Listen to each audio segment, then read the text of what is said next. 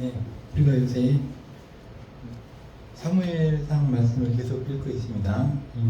25장을 오늘은 함께 보겠습니다. 성경을 다 펼쳐놓으시고 1절부터 읽어보겠습니다. 사무엘이 죽음에 온 이스라엘 무리가 모여 그를 두고 슬피 울며 라마 그의 집에서 그를 장사한지라. 다윗이 일어나 바람 광야로 내려가니라. 사람들의 얘기죠. 사람들. 사무엘도 고생을 많이 했고, 사무엘은 뭐 태어날 때부터 고생을 했죠. 젖되자마자 성소로 보내져서 거기서 제사장을 돕는 일을 하면서 그 나름대로 인생이 슬픈 면이 있었을 것입니다. 부모가 아예 하나님께 드렸거든요. 자신은. 그리고 살아가면서 마음 아픈 일도 사실 많았고, 그 한 인생이 이제 한 80 몇 세 정도 살았던 것 같은데, 사무엘이요. 그 인생이 끝을 맺었죠. 그리고 그가 자기만을 위해서 산 사람이 아니었기 때문에 오늘날 뭐 누가 죽었다 그러면은 슬퍼하지 않는 뭐 사람들, 같이 슬퍼해 주지 않는 사람들도 있겠지만은 사무엘은 슬퍼해 주는 사람들이 많았습니다. 온 이스라엘이 모였다. 그리고 슬퍼했다. 평소에는 말을 잘 안 듣다가도 사무엘이 말을 안 듣다가 죽으니까 그의 가치를 알게 되는 거죠. 사람이 죽어야지 가치를 아는 거죠. 이 사람이 우리한테 꼭 필요한 거였구나. 그렇게 해서 사람들이 슬피 울었다라는 것입니다. 여러분과 저의 삶도 자신의 생명이 끝날 때 자기만 위해서 살면 누가 나를 위해서 울어주겠습니까? 하다못해 가족들이라도 나를 위해서 내가 죽을 때 울어줘야지 이게 말이 되는 거죠. 이게 하나님의 뜻이고, 우리가 이 세상 살아가면서 하나님께서 우리한테 원하시고 명령하신 것은 바로 서로 돕고 살라는 겁니다. 너 혼자 이기적으로 살라는 것이 아닙니다. 근데 뭐 자기만 위해서 살면 누가 울어주겠어요? 나가 죽을 때. 사무엘의 죽음은 인상이 깊습니다. 그리고 그가 라마에 있는 그의 집에서 장사를 했는데 그 시신이 그 집에 어디 인근에 어디 묻혔던 것 같아요. 집에서 장사를 했다라는 거는 그 인근에 묻혔다는 건데, 다윗은 이제 그 자기가 의지할 수 있는 기둥을 잃어버린 것입니다. 사울에게 쫓길 때 위험하다 싶으면은 사무엘에게 가가지고 피신해 있었거든요. 그래서 사무엘과 같이 있었을 때 다윗이 안전했습니다. 근데 자기가 의지하던 선지자 사무엘이 이제 이렇게 죽으니까 홀로 남겨진 것 같은 기분. 그래서 다윗이 일어나서, 그러니까 여기 있어서는 안 되겠다. 그래서 도망친 거예요. 다윗이 일어나서 내려갔다 이렇게 동사가 되어 있을 때는 도망쳤다는 것입니다. 내려갔다는 거죠. 시골로. 어느 시골이요? 광야로. 바람 광야는 굉장히 남쪽으로 도망을 친 겁니다. 왜냐? 의지할 수 있는 분이 없어졌기 때문에 그런 거죠. 그래서 때로는 우리가 어떤 사람의 죽음을 이렇게 보면서 이제 내가 이 세상 살아가면서 의지할 수 있는 사람이 한 명도 없어졌구나, 뭐 그런 생각이 들 때가 있죠. 그래서 마음이 좀 안 좋은 경우가 있습니다. 참 좋은 사람인데 나인데 좋은 사람이었는데 없어졌다는 거죠, 세상에. 이렇게 사는 것이 하나님의 뜻 아니겠습니까? 이기적으로 혼자 살다가 보면은 뭐 내가 죽어도 슬퍼해 주는 사람 하나도 없고 나를 장사해 줄 사람도 없고 그럼 뭐 하나님의 뜻이 아닙니다. 자, 그 다음에 이야기가 2절부터 나온다. 마온에 한 사람이 있는데 그의 생업이 갈멜에 있고, 자, 마온이라는 마을 이름과 갈멜이라는 마을 이름이 나옵니다. 하나님께서는 이스라엘 땅을 12지파에게 각기 고른 안 하셨는데 유다 지파가 속한 땅에 있는 마을들의 어떤 그 이름들이 있습니다. 여러 마을이 있는데 그 중에 마온이라는 마을도 있었고 갈멜이라는 마을도 있었습니다. 그러니까 집은 마온에 있는데 일터는 갈멜에 있다라는 것이죠. 예를 들어서 집은 증평에 있는데 내가 다니는 회사는 뭐 내수에 있다, 청주에 있다, 이거 아니겠습니까? 그래서 집은 마온에 있는데 일터는 자기는 그 목주 양을 키우고 목축업이었으니까, 그러니까 일터는 갈멜에 저기 양들이 먹을 만한 어떤 그 풀이라든가 이런 게 많이 나니까 그쪽으로 갔겠죠. 그러니까 일터는 갈멜에 있다는 거죠, 이 사람은요. 근데 그런 사람이 있었는데 심히 부하여라는 말은 평가 자체가 부자긴 부자인데 이렇게 비꼬는 말입니다. 이 사람의 평가가 뭐 하나님께 뭐 신앙이 깊었다든가 뭐 사람들에게 뭐 도움을 많이 줬다는 거 이게 아니고 아예 처음부터 돈은 많은데입니다. 심히 부하여라면 돈은 많은데, 근데 우리가 이 세상 살아면서 돈 이거 안 쓰는 사람들이 있어요. 꼭 그 해놓고 그 안 쓰고 죽어요. 그럼 누가 써? 그걸 자기가 그렇게 안 먹고 그렇게 해가지고 모아놓기면 모아놨는데 안 써요. 인색해. 그러면은 그 사람들이 싫어하는 거예요. 이 사람은요. 아니, 뒤에 보면 싫어해. 종들도 싫었어요. 자기 주인이. 이 사람이 싫었습니다. 부인도 싫어했어요. 부인이 참 아름다운 부인이 있었거든요. 이름은 뒤에 나오지만은 아비가일, 참 아름다운 여인이에요. 말도 잘하고 머리도 좋아요. 근데 남편 한심한 거예요. 돈만 모을 줄 알지. 그냥 돈만 모아가지고 쓰지도 않고 그냥 오로지 그냥 모아놓기만. 그러니 그에 대한 평가가 아예 처음부터 마온에 한 사람이 살았는데 직장은 갈멜이었고 부자는 부자였다라는, 심히 부하여 부자는 부자였는데 얼마나 부자였느냐. 양이 3,000마리고 염소가 1,000마리. 이게 얼마나 많아요. 이게 돈으로 따지자면은 엄청난 거거든, 그 당시에는요. 그러니까 이만큼 모았으면 좀 쓸 줄 알아야죠. 가난한 사람도 좀 도와주고 가족들에게도 좀 나눠주고 뭐 이렇게 해야 되는데 그렇게 모아놓고 이제 그 매년 이 사람들은, 우리는 그 추석이 곧 다가옵니다. 우리는 농사 짓는 나라이기 때문에 옛날부터 이렇게 그 농사를 짓고 가을에 추석이 되면 잔치를 벌이죠. 뭐 떡도 만들고 송편도 만들고 과일도 막 이렇게 갖다 놓고 이렇게 제사도 지내고 가족들이 즐거워하죠. 참 우리나라는 추석 때만 되면 가족들이 모여가지고 참 즐겁게 그런 그 좋은 문화가 있습니다. 우리나라 사람들은 착해요. 제가 보기에는 하나님의 뜻대로 살고 있습니다. 우리나라 사람들. 그런데 그 지금 여기에 보니까 갈멜에서 양털을 깎고 있다라는 말은 추석이 됐다는 거예요. 이 사람들 말은. 목축업자들은요, 양을 키워가지고 양털을 깎으면 그게 그 추석입니다. 깎아가지고 그것을 옷을 만들어 입기도 하고 양모죠. 그리고 그걸 갖다 팔기도 하고 굉장히 기쁜 날입니다. 그러니까 농사꾼이 벼라든가 이런 그 과일이라든가 이런 것을 거두어 드리고 기뻐하는 그런 추석과 같은 날에는 어떻게 이야기했습니까? 음식도 만들어 먹고 또 그 거렁뱅이들, 이제 예전에 각설이들 오면은 각설이들도 이런 기쁜 날에는 굶겨서는 안 되죠.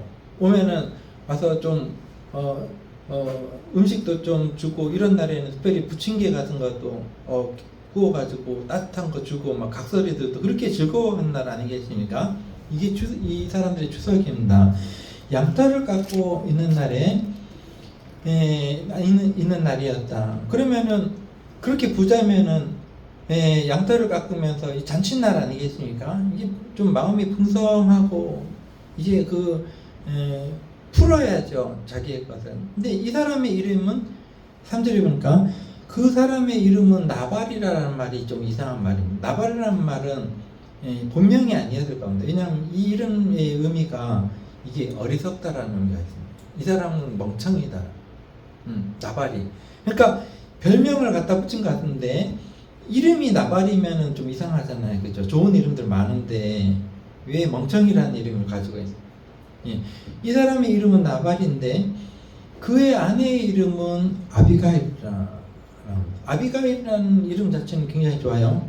이 사람은, 이 여자는 멍청이 남편을 뒀지만은 아비가일이라는 이름 자체는 아버지의 기쁨, 아버지께 기쁨을 드렸다라는 뜻입니다. 아비가일. 기쁨이란 남에게 기쁨을 준다, 그런 이름이죠. 그 여자는 총명하고 용모가 아름다웠다.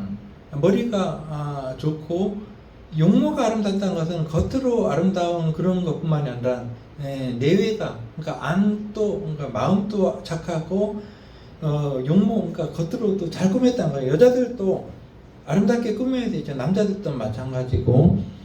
사람은 자기 외모가 마음을 대변하는 것입니다. 막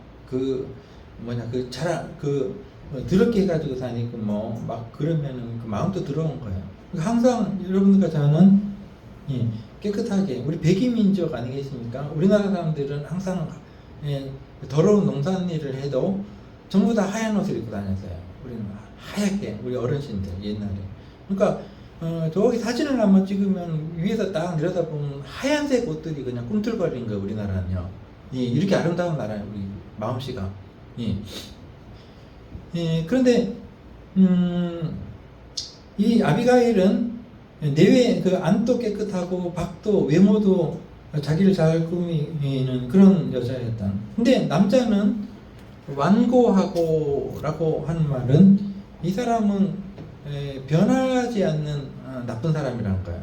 그러니까 사람들이 싫어해요, 이런 사람들은. 뭔가 좀 우리는 이 세상 살아갈 때 자기 주장만 막 내세우고 막 그러면은 이게 좋지 않습니다. 그래서 항상 귀를 열어놓고 사람들이 하는 얘기를 들어줘야 돼요.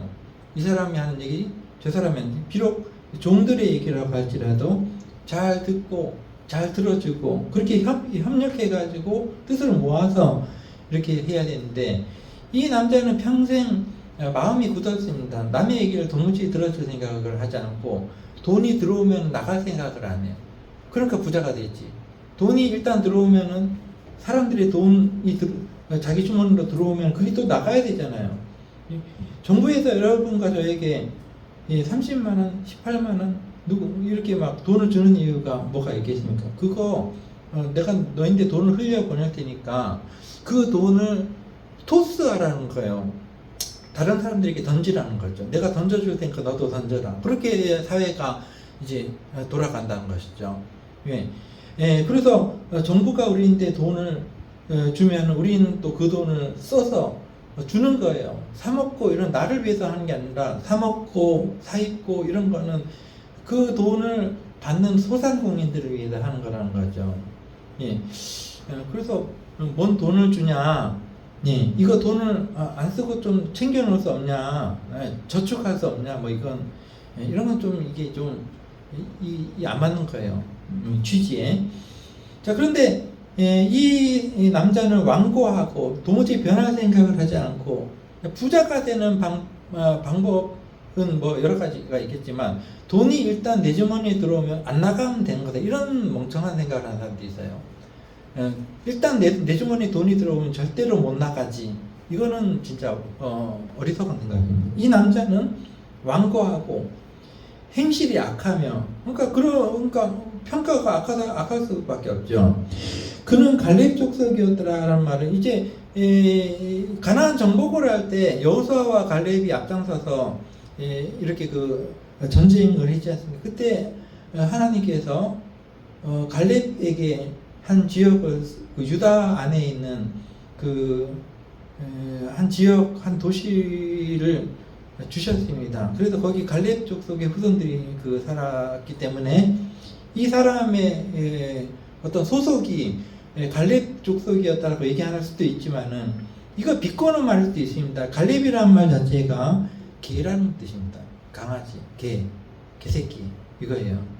그러니까 욕하는 거, 요거 어떻게 보면 쭉 이제 문맥상으로 보면은 그는 완고하고 행실이 악하며 개 같은 놈이었단 말이에요. 갈렙이라면 개, 아주 사납고, 개는 우리나라는 개들을 귀여워하지만은 이쪽 지역 사람들은 개들을 싫어합니다. 아주 사납고 아무나 공격하기 때문에.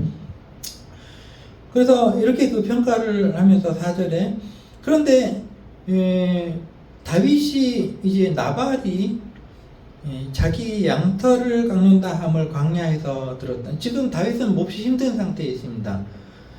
사무엘 죽고 의지할 데가 없어가지고 멀리 광야로 바람 광야로 도망쳤는데 뭐 광야에 먹을 것이 뭐가 있겠습니까? 그러니까 이거 뭐 그냥 굶다가 이제 저 소식을 들어보니까 나발이 추석을 맞았다는 거예요. 자기 양들 그 수천 마리의 양들의 양털을 깎는 그런 행사를 벌이고 있다는 거죠. 이러면 어떻게 해야 돼요? 각설이들이 가서 얻어먹어야지. 그 집에 잔치 벌린다더라. 우리 가야지 하고 가서 그냥 얼씨구 돌아왔다. 작년에 왔던 각설이 그거 아닙니까? 그래서 다윗은 이때 굉장히 가난하고 도망자 신세에 있었기 때문에 또 다윗이 지금 이렇게 돌봐줘야 될 사람들이 남자만 600명입니다. 남자만 600명 그 사람들이 온전한 사람들이 아니고 신용불량자, 도망자, 전과자 이런 사람들이에요.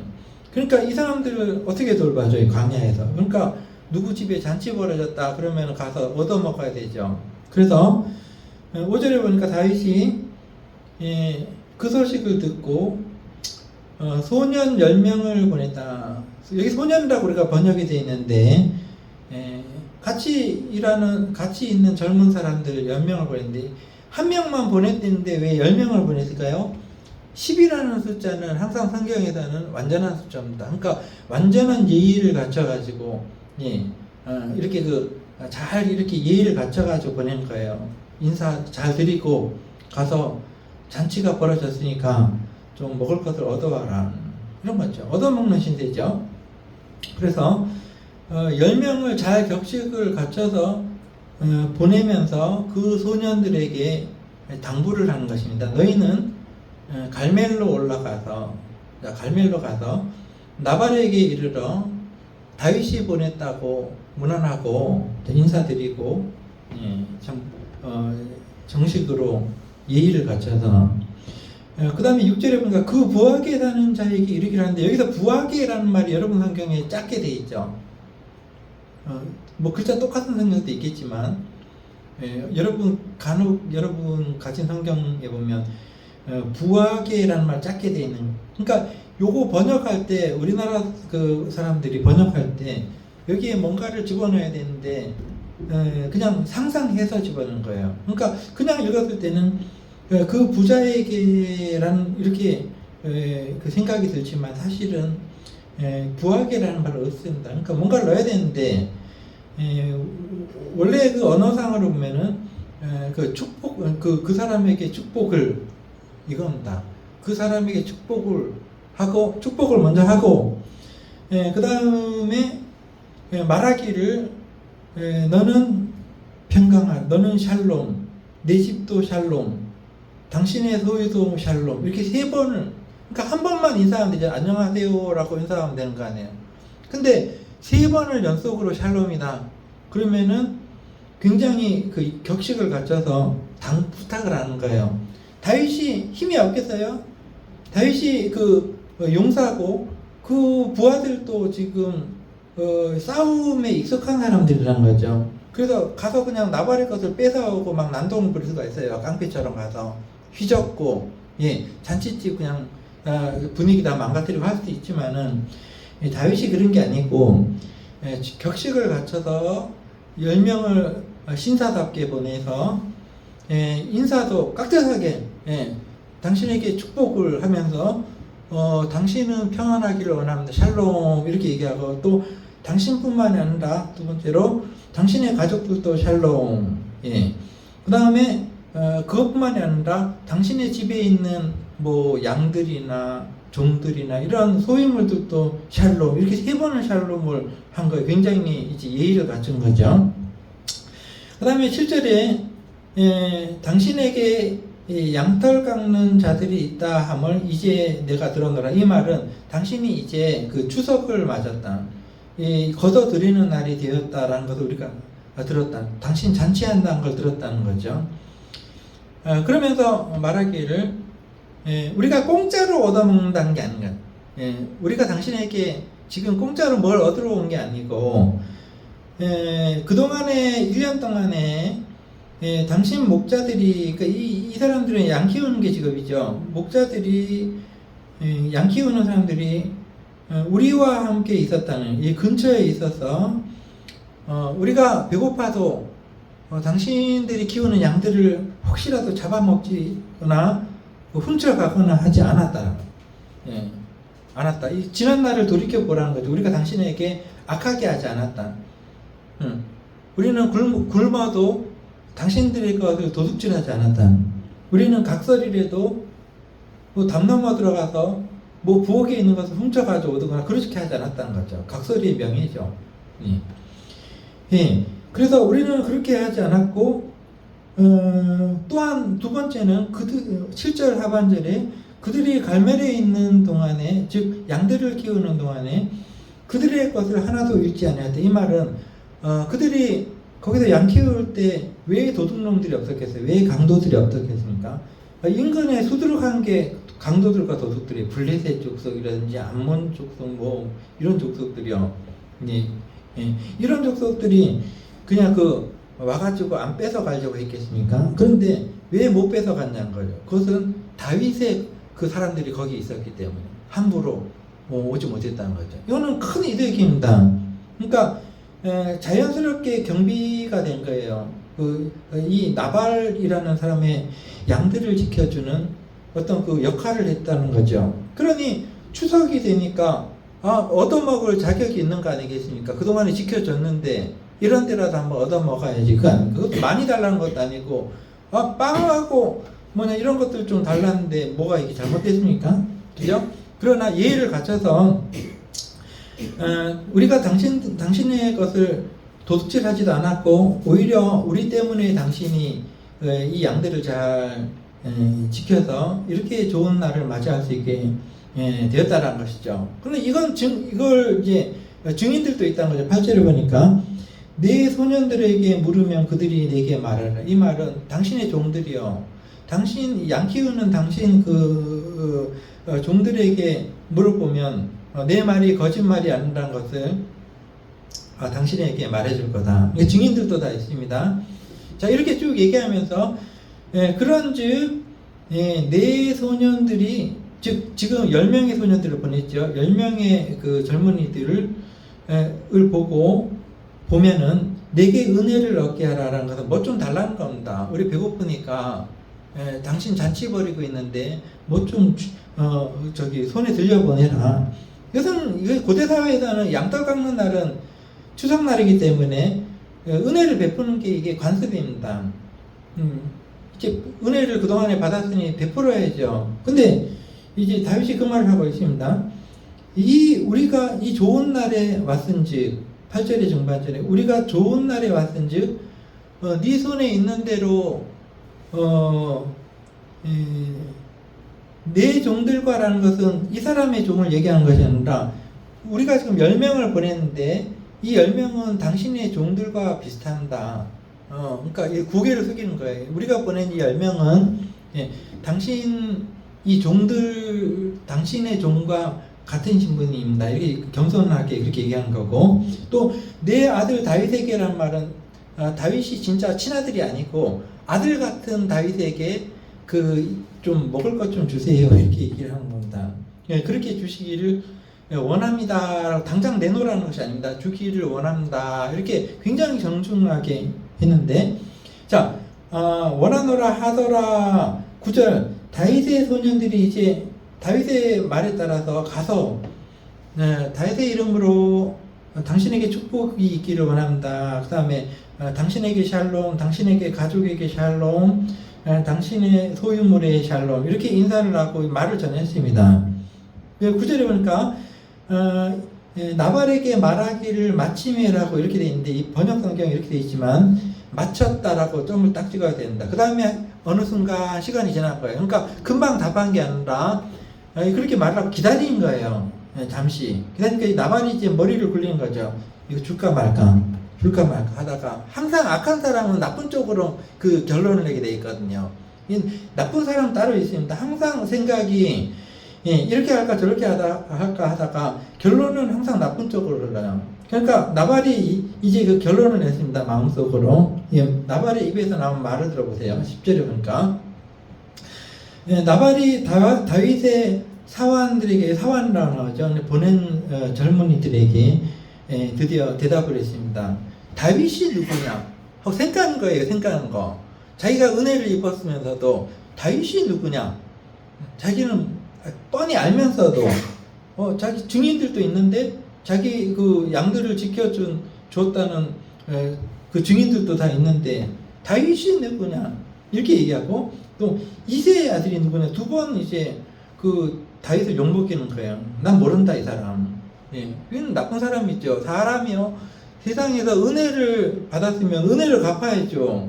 은혜를 모르는 사람 제일 나쁜 사람입니다. 누가 나에게 물 한 그릇이라도 주면은 그거 은혜를 잊지 말아야 돼. 하나님께서 갚아주신다고 하셨어요.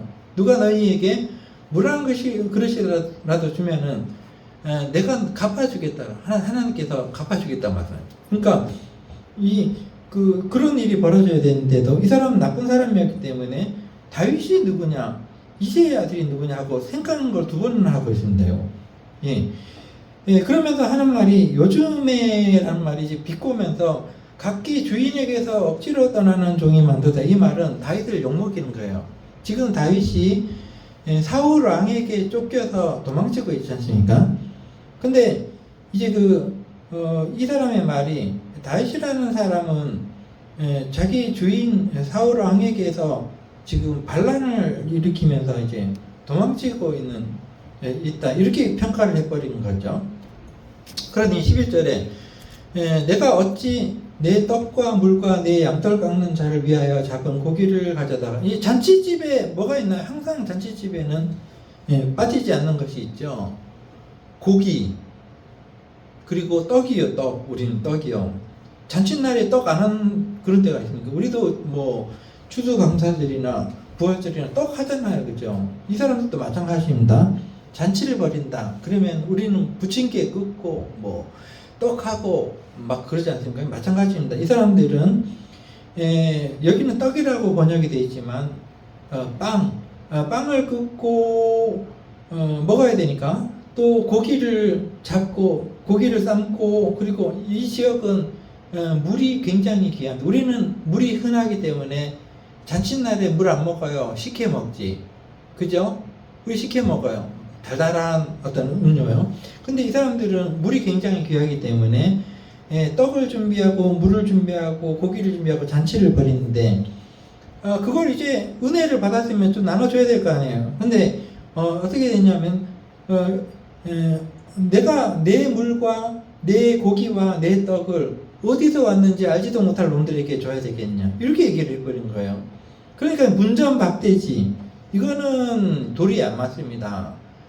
당연히 감사를 하면서 이제 정중하게 뭔가를 들려보내셔야 되는데 그래서 참 이런 경우에 빈손으로 돌아오는 사람들의 심정이 어떻겠어요? 안 그래도 배고픈데 바람광야에서 먹을 것도 없고 그래서 희망을 가지고 가서 좀 잔칫날에 좀 뭔가 좀 얻어먹을 게 있나 하고 가는데 없어. 그러니까 빈손으로 터덜터덜 돌아와서 다윗에게 전했습니다. 우리가 나발에게 갔더니 이렇게 하던데요. 그러니까 다윗이 성질이 나죠. 다윗도 인간인데 그죠? 그래서 복수 그래서 다윗이 칼을 차라 자기 사람들에게 이르되 600명이라 그랬죠. 같이 있던 사람들이. 근데 그 중에서 400명에게 칼을 차라고 했습니다. 400명은 지켜야 되니까 가족들은. 그래서 자기 사람들에게 이르되 너희는 각기 칼을 차라. 각기 칼을 채우고 다윗도 칼을 차고 이제 400명이 출동합니다. 복수를 해야죠. 복수. 14절. 근데 여기 한 여인이 등장합니다. 이 나발에게는 아름다운 부인이 하나 있었다 그랬죠. 이름이 아비가일이라 그랬죠. 드디어 아비가일이 등장합니다. 이 여자가 다윗의 그 두 번째 아닌가가 됩니다. 두 번째 아닌가 세 번째 아닌가. 그러니까 이게 다윗은 80몇 살을 살았는데 여자들이 8명이었어요. 8명. 근데 그 여자들이 굉장히 다양해요. 이렇게 지금 요 나발이 하나님께 벌을 받아서 그냥 한 열흘 정도 뒤에 죽어버리거든요. 그러니까 과부가 됐어요. 그래서 다윗이 그냥 취해버립니다. 두 번째 마누라로 취해버리거든요. 그리고 다윗의 여자들 중에는 그 유부녀도 있었어요. 남편이 있는데 다윗이 취했습니다. 그래서 그 6번째 아닌가, 마지막 아닌가요? 마지막 아니네요. 바세바라는 그 여인 목욕하다가 다윗이 그냥 뺏어버린 그 자기 부하의 아내를 뺏어버렸죠. 그렇게 한데 다윗의 어떤 그 여자 편력을 보면 본부인이 있어요. 처음 부인이 있는데 사울의 둘째 딸이었습니다. 미갈이라고. 근데 다윗이 이렇게 그의 인생을 보면은 이혼의 전략이 있는 거예요. 그 첫 번째 부인하고 이혼을 해요. 우리말로는 이혼이요. 둘이 사랑은 했습니다. 사람이 이렇게 둘이 만나면 처음에는 불이 붙잖아요. 그게 낭만기입니다. 서로 이렇게 너무 좋아서. 그래서 성경 요 읽어보면은 사울의 딸 미갈이 다윗을 사랑했다 이렇게 나오고, 다윗은 결혼을 하려니까 저기 장인어른이 사울이 네가 내 딸과 결혼을 하려면은 그 블레셋 사람들 100명을 죽이고 그 표피 즉 그 남자의 성기의 끝부분 100개를 가져와야 된다 이렇게 했어요. 이거는 다윗에게 굉장히 어려운 숙제였거든요. 근데 다윗이 미갈을 너무 사랑했기 때문에 가가지고 200명을 죽이고 그 200개의 표피를 가지고 가서 그래서 결혼한 여자예요. 그러니까 처음엔 불이 붙었죠. 그리고 다윗이 아버지 그러니까 미갈의 입장에서는 자기 아버지가 다윗을 죽이려고 할 때 연극을 해가지고 우리 다 읽었던 겁니다. 연극해가지고 저기 도망치게 했습니다. 다윗. 그러니까 아버지보다 남편을 더 사랑하는 거예요. 그렇게 있는데 어쩌다 보니까 아버지가 본부인 자기 딸을 다른 남자에게 또 시집 보냈습니다. 그래서 자연 이혼이 된 거죠. 또 시집 보냈는데 한 10년 정도 있다가 다윗이 또 가져와서 또 데려왔어요. 자기 부인으로. 이게 상당히 복잡한 여자 편력이 있습니다. 살다 보면요, 이게 자기 맘대로 살아지나요? 살다 보면 이게 얽히고 섞여가지고 인간관계가 이렇게 되는 겁니다. 여튼간에 지금 두 번째 부인 아비가일을 어떻게 부인으로 삼았는가라는 그런 얘기가 14절부터 나오는데 이게 너무 길기 때문에 이거는 다음번에 또 우리가 볼 수 있도록 하겠습니다. 우리가 사무엘상 25장 중반까지 보면서 우리는 이제 추석도 다가오는데 우리가 마음을 좀 넓게 열고 너무 이렇게 이기적으로 살 것이 아니라 그런 게 하나님의 뜻이 아닙니다. 우리가 이 땅에 살면서 물론 우리가 자기도 챙겨야 되지만은 너무 꽉 붙들고 있으면 안 됩니다. 퍼질수록 돌아오는 겁니다. 근데 지금 나발이 망한 이유가 도무지 뭔가 돈이 들어가면 나올 생각을 안 해요. 그래서 망한 거 아닙니까? 결국은 그 돈 다 써보지도 못하고 죽었고 자기 아내도 다윗에게 넘어가고 그렇게 돼버렸거든요. 마음을 넓게 그래서 하나님의 은혜를 받을 수 있는 여러분과 제가 되기를 기도하겠습니다. 기도하겠습니다.